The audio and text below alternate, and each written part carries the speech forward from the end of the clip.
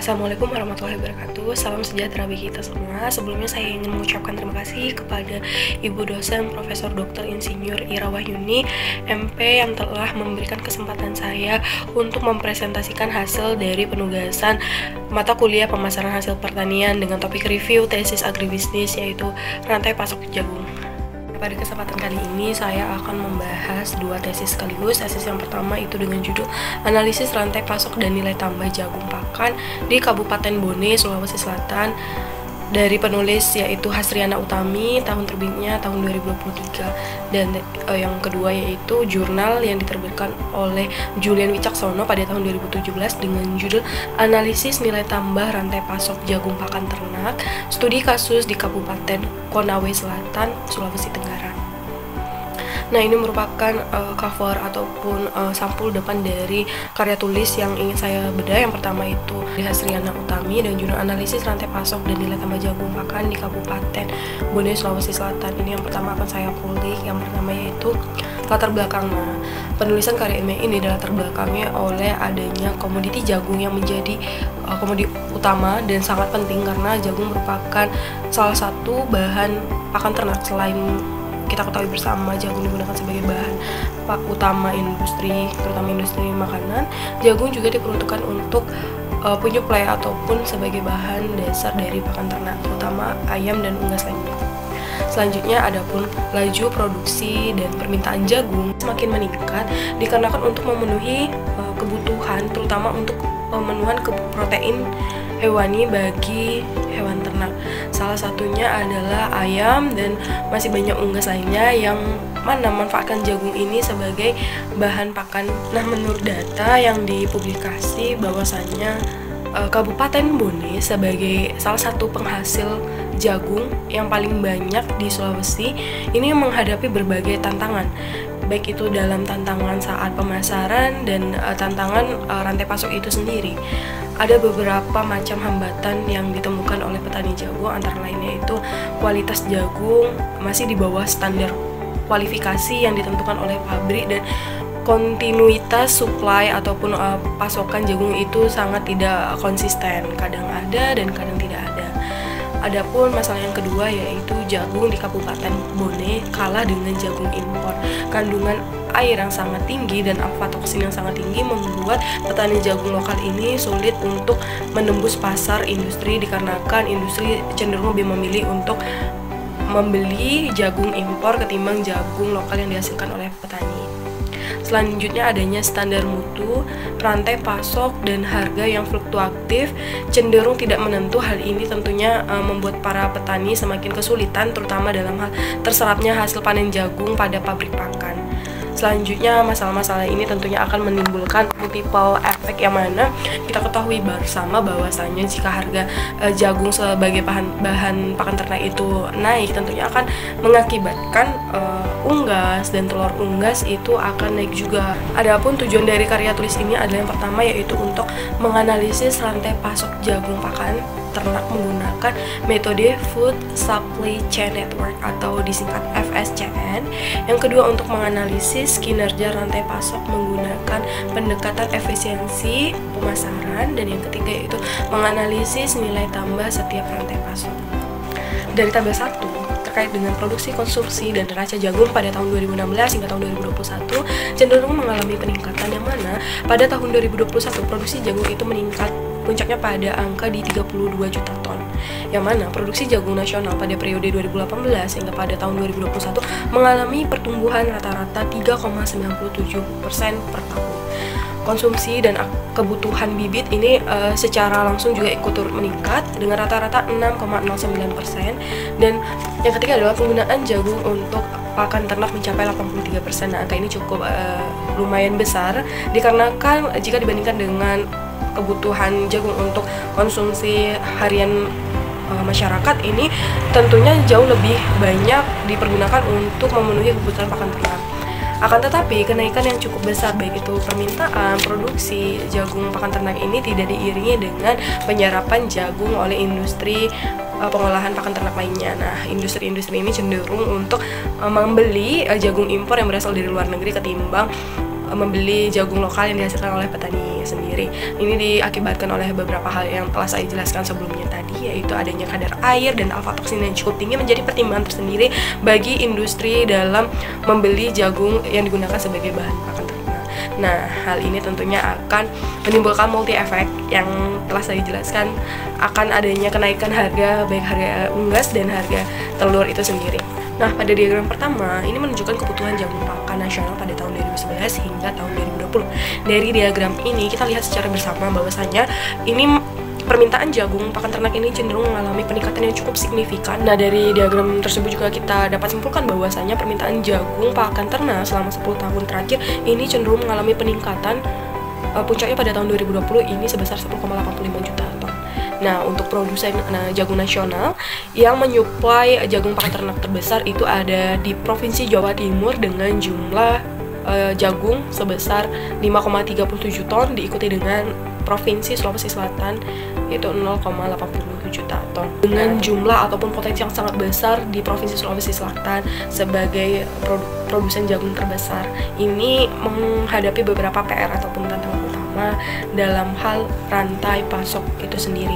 Kita ketahui bersama bahwasannya tidak hanya tantangan di bidang digital, namun rantai pasok ataupun supply chain ini menjadi salah satu tulang punggung di agribisnis sendiri, karena kita tahu bersama bahwasannya supply chain ataupun rantai pasok ini sebagai salah satu langkah strategis untuk mengelola aliran barang dan informasi terutama di bidang agribisnis dari hulu hingga ke hilir. Nah, adapun yang menjadi PR terkait dengan rantai pasok ini adalah bagaimana memastikan produk dari yang dihasilkan petani ini sampai ke tangan konsumen tanpa adanya rusak ataupun cacat.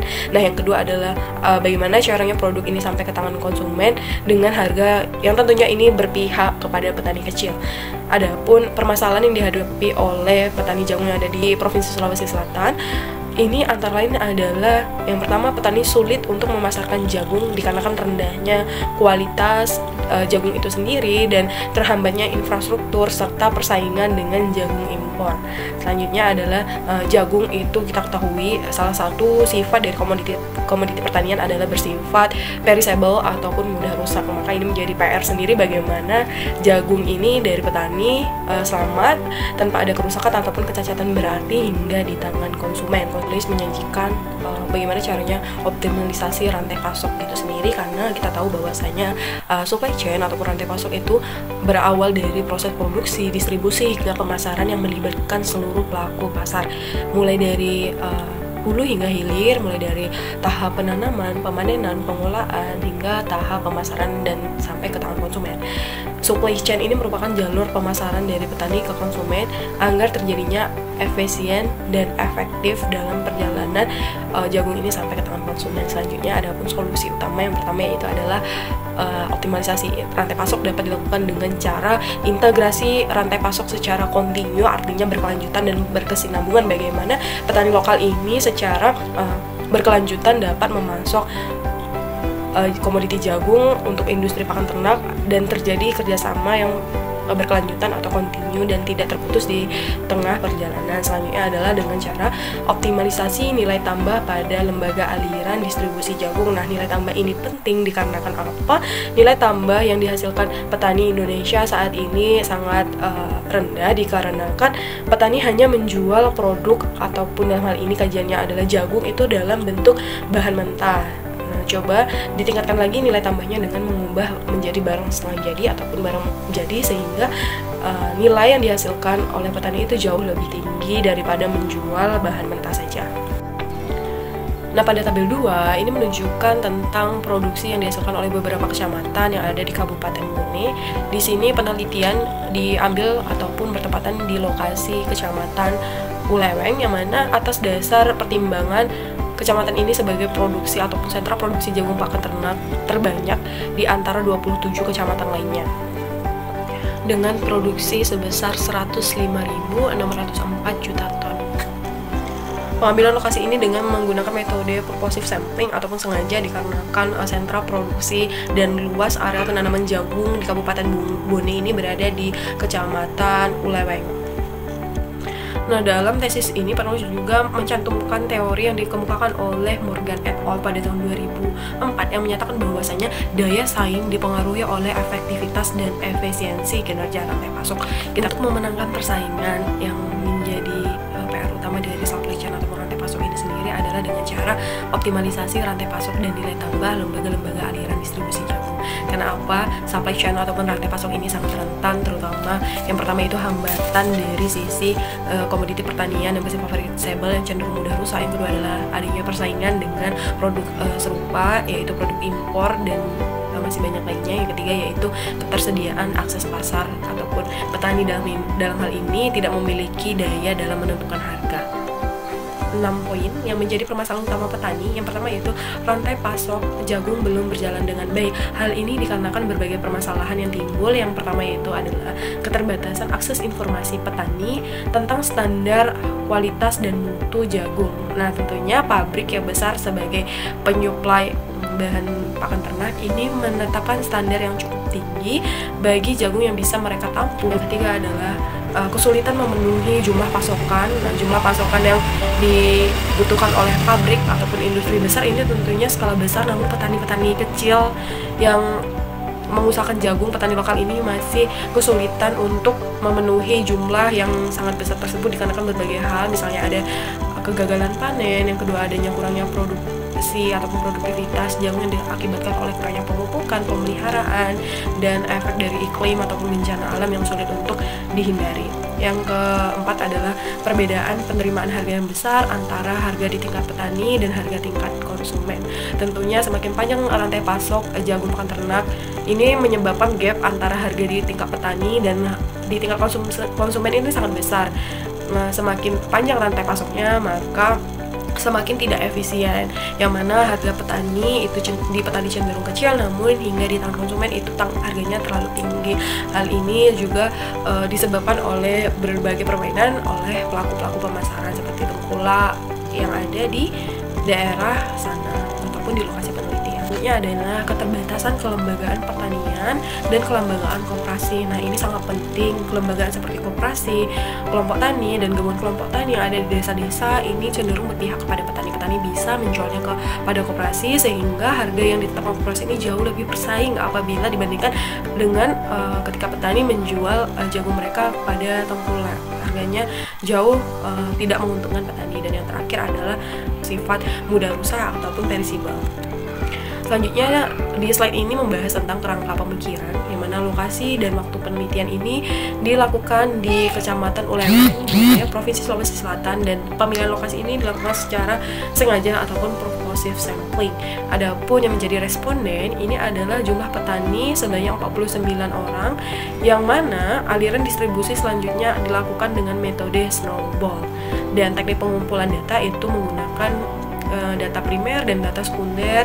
Data primer diperoleh melalui wawancara dan menyebarkan kuesioner langsung kepada petani yang bersangkutan, dan data sekunder ini diperoleh dari publikasi ilmiah, dari data BPS, literatur, dan studi pustaka lainnya. Nah, selanjutnya ada teknik analisis data. Teknik yang digunakan dalam penelitian ini menggunakan Food Supply Chain Network atau FSCN. Dan yang kedua ada analisis kinerja rantai pasok. Yang ketiga analisis margin pemasaran. Ini dengan menggunakan pendekatan efisiensi operasional yang diukur berdasarkan analisis margin pemasaran, farmer share, dan rasio keuntungan terhadap biaya. Nah, dalam kerangka pemikiran dapat kita lihat bahwasanya pertama dilatar belakangi oleh peningkatan permintaan yang mengakibatkan kendala dalam hal pemenuhan kebutuhan industri pakan. Yang kedua, kualitas jagung tidak sesuai dengan standar yang ditetapkan oleh industri.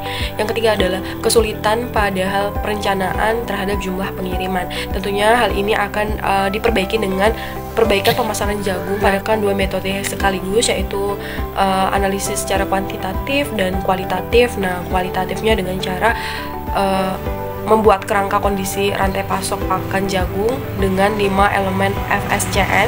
Yang pertama itu adalah sasaran rantai pasok, yang kedua ada manajemen saluran, ada sumber daya rantai pasok, dan yang kelima ada proses bisnis rantai pasok itu sendiri. Dengan metode kuantitatif, yaitu dengan pendekatan efisiensi pemasaran melalui margin pemasaran, farmer share, dan RC ratio. Dan yang Selanjutnya itu ada analisis tentang nilai tambah. Ada metode penelitian, ini sudah dikatakan menggunakan Food Supply Chain Network atau FSCN untuk menganalisis kondisi rantai pasok. Selanjutnya pendekatan efisiensi pemasaran ada 3. Yang pertama yaitu margin pemasaran, yang kedua ada farmer share, dan yang ketiga ada rasio keuntungan terhadap biaya. Nah, selanjutnya ada metode Hayami yang digunakan dalam hal ini untuk menganalisis nilai tambah di setiap level rantai pasok. Mencakup 4 unsur yang ada di dalam kerangka FSCN. Itu yang pertama adalah struktur rantai pasok, yang kedua yaitu proses bisnis rantai pasok, yaitu yang ketiga yaitu manajemen jaringan dalam rantai pasok yang berfungsi untuk memfasilitasi proses pengambilan keputusan dan proses eksekusi. Yang terakhir adalah sumber daya rantai pasok, yaitu menghasilkan produk. Nah, dalam tabel pertama tentang sasaran rantai pasok jagung pakan di Kecamatan Uleweng di Kabupaten Bone, dapat kita lihat di sini ada 2 sasaran pasar, yaitu industri pengelolaan luar daerah ataupun eksportir, itu terdiri dari pabrik pakan ternak. Selanjutnya konsumen luar daerah, ini ada beberapa pulau seperti di Pulau Sumatera, di Pulau Jawa, yaitu pedagang ayam potong dan ayam pertelur. Selain dari sasaran pasar, juga terdapat sasaran pengembangan yang terdiri atas beberapa poin. Yang pertama yaitu evaluasi bibit oleh petani untuk mendapatkan bibit yang lebih berkualitas untuk mencapai peningkatan produksi dengan pembukaan lahan-lahan yang berpotensi. Selanjutnya yang kedua yaitu budidaya jagung yang baik. Yang ketiga yaitu perbaikan infrastruktur untuk mengurangi biaya transportasi. Yang keempat adalah sortasi yang dilakukan oleh pedagang pengumpul dan pedagang, yaitu struktur rantai pasok yang dikemukakan oleh penulis. Di sini ada beberapa pelaku. Yang pertama itu ada petani, yang kedua itu ada pedagang tengkulak. Ini terdiri atas pedagang tengkulak desa dan pedagang tengkulak kecamatan. Selanjutnya ada PT Jiva Agriculture Indonesia. Yang keempat ada pabrik dan pakan ternak. Nah, dalam diagram alir dapat kita lihat di sini ada beberapa macam panah yang masing-masing menunjukkan alir yang berbeda.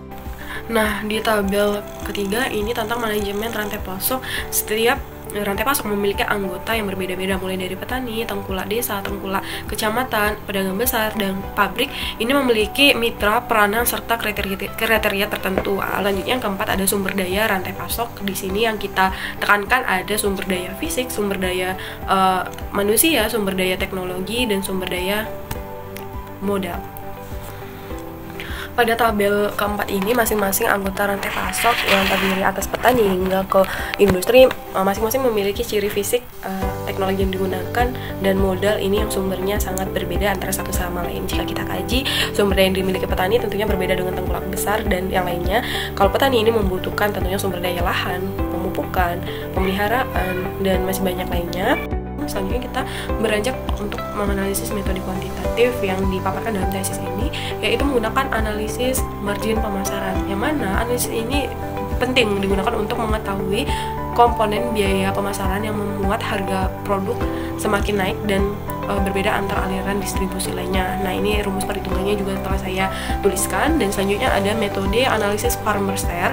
Ini menjadi indikator efisien pemasaran yang dihitung untuk mengetahui seberapa besar bagian yang diterima oleh petani. Masing-masing dalam tabel dapat dilihat di sini ada 4 saluran, yang mana margin pemasaran ini menunjukkan nilai yang berbeda-beda di setiap salurannya. Dengan perolehan di saluran pertama itu sebanyak 1.000, saluran kedua yaitu 2.500 per kilo, dan saluran yang ketiga sebesar 2.000. Selanjutnya adalah farmer share. Diketahui bahwasanya semakin tinggi margin pemasaran, maka farmer share yang dihasilkan itu semakin kecil. Nah, tentunya hal ini patut untuk dijadikan atau dituntaskan, karena semakin rendahnya farmer share tentunya akan melemahkan posisi petani jagung. Yang ketiga adalah analisis nilai tambah metode Hayami. Hasil dari pengkajian tesis ini dapat diperoleh bahwasannya setiap petani yang berada dalam saluran rantai pasok yang berbeda dengan perbedaan input, output, dan harga masing-masing, sehingga akan menghasilkan nilai tambah yang berbeda juga. Selanjutnya adalah nilai tambah. Nah, pedagang besar dalam hal ini memperoleh keuntungan yang lebih besar dibandingkan petani. Nah, secara keseluruhan dapat disimpulkan bahwasanya kondisi rantai pasok jagung di Kecamatan Uleweng, Kabupaten Bone secara umum telah berjalan dengan baik. Namun ada beberapa hal yang menjadi prioritas utama dalam perbaikan. Dalam hal ini adalah penegasan sasaran pasar beserta kualifikasi produk yang diinginkan oleh pelanggan. Dalam hal ini adalah pabrik ataupun industri. jagung pakan ternak. Selanjutnya yang kedua adalah penerimaan nilai tambah tertinggi diperoleh pada mata rantai pabrik pakan dengan nilai sebesar 6.300.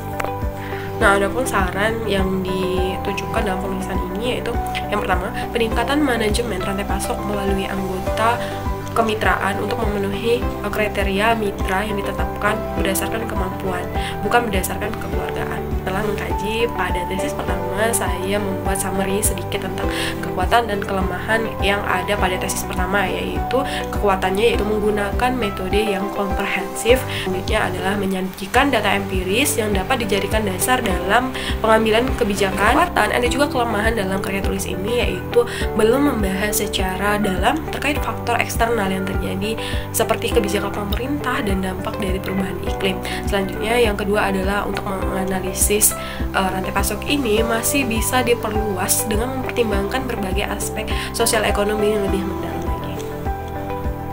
Nah, selanjutnya kita lanjut ke review ataupun pembahasan terkait jurnal rantai pasok yang kedua. Penulis di sini menekankan bahwasanya jagung merupakan komoditas penting dalam pertanian dan pakan ternak. Yang kedua, Kabupaten Konawe Selatan ini memiliki luas panen jagung terbesar sebesar 23.945 hektar dengan produksi terbesar juga sebesar 68.141 ton. Keduanya merupakan sentra produksi jagung pakan ternak, namun petani jagung yang ada di kedua wilayah ini menghadapi berbagai tantangan dan hambatan. Salah satunya adalah standar mutu jagung yang tidak seragam, serta keterbatasan akses ke pabrik pakan, serta rendahnya posisi tawar petani dalam hal rantai pasok. Selain itu juga ada hambatan lain, yaitu rendahnya posisi tawar ini dikarenakan petani sebagai price taker sedangkan pedagang sebagai price maker. Selain itu juga di daerah penelitian ini juga mengalami keterbatasan dalam hal keterbatasan lahan untuk penyimpanan ataupun gudang, dan juga adanya keterbatasan dalam lahan penjumuran. Oleh karena itu, jagung yang dihasilkan oleh petani ini memiliki standar kualitas yang berada di bawah keinginan dari pabrik ataupun industri karena kadar airnya masih sangat tinggi sedangkan. Nah, selanjutnya adalah pendekatan penelitian. Ada beberapa poin yang saya rangkum dalam hal ini adalah responden.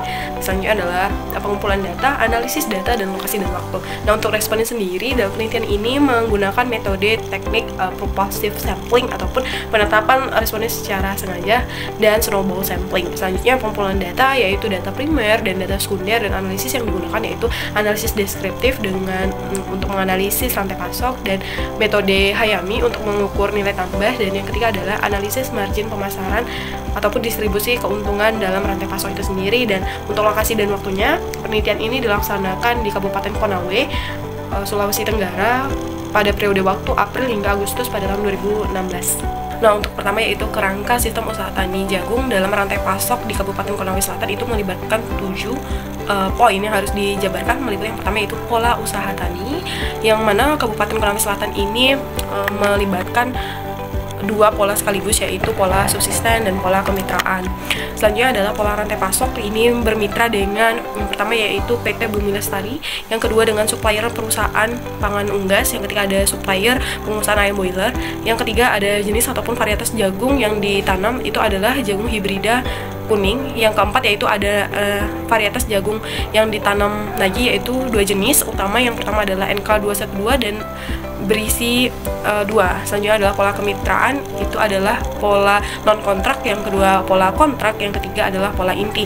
Selanjutnya adalah pola produksi, yang pertama sumber benih berasal dari perusahaan mitra, yang kedua kualitas benih masih sesuai harapan, yang ketiga pola inti plasma, yang keempat adalah anjuran jarak tanam dan pemupukan serta pemeliharaan tanaman, yang terakhir yaitu produksi sekitar 1,5 hingga 2 ton pipilan kering jagung yang diproduksi. Nah, selanjutnya ada gambaran sistem rantai nilai jagung di Kabupaten Konawe Selatan. Ini melibatkan 4 saluran pemasaran sekaligus. Yang pertama itu adalah petani ke kelompok tani. Selanjutnya ada Jiva, ini perusahaan yang mendistribusikan ataupun mengolah jagung pakan ternak ataupun jagung pipilan. Selanjutnya petani ke tengkulak dan pedagang besar. Saluran ketiga yaitu petani ke tengkulak desa saja, dan yang terakhir yaitu petani, pedagang besar, dan pabrik pakan. Selanjutnya di sini ada analisis nilai tambah yang dihasilkan.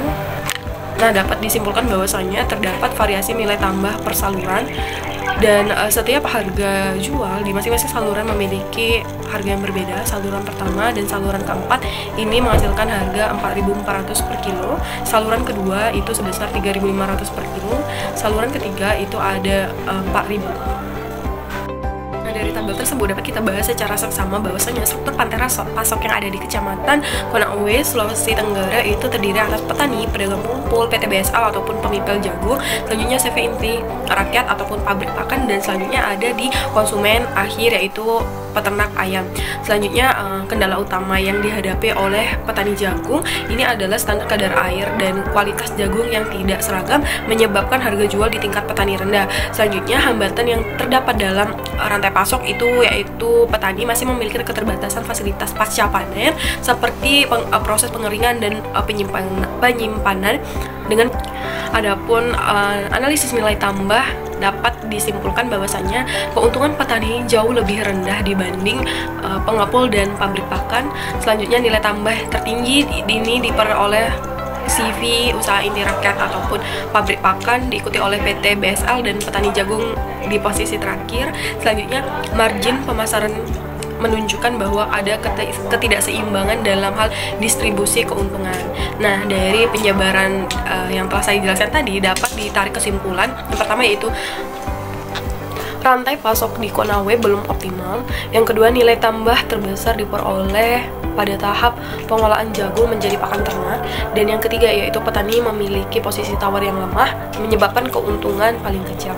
Nah, adapun saran yang penulis kemukakan dalam hal ini, yang pertama yaitu peningkatan manajemen rantai pasok, yang kedua investasi dalam teknologi pasca panen, dan yang ketiga adalah penerapan sistem kontrak dan diversifikasi. Adapun kekuatan dan kelemahan dari karya tulis jurnal yang kedua ini adalah yang pertama, studi kasus pada wilayah produksi utama. Ini sangat tepat sasaran karena Kecamatan Konawe ini merupakan sentra produksi jagung yang ada di Sulawesi Tenggara. Yang kedua yaitu menyediakan data empiris yang dapat dijadikan dasar pengambilan kebijakan. Yang ketiga yaitu fokus pada stakeholder rantai pasok yang melibatkan berbagai pelaku mulai dari tingkat petani, tengkulak, hingga tingkat ke pabrik industri. Yang keempat adalah analisis yang jelas dan terukur.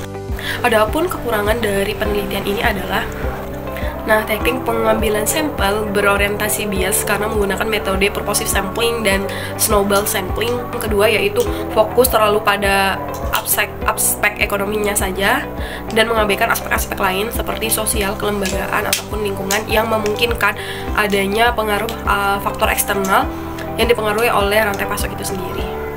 Selanjutnya adalah kurangnya visualisasi pemetaan rantai pasok, berbeda dengan tesis yang pertama tadi. Nah, ini merupakan beberapa referensi yang saya ambil dalam hal mereview ataupun membedah dua tesis yang baru saja saya jelaskan tadi.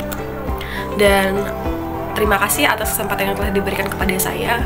Kurang dan lebihnya saya mengucapkan terima kasih. Dan wassalamualaikum warahmatullahi wabarakatuh.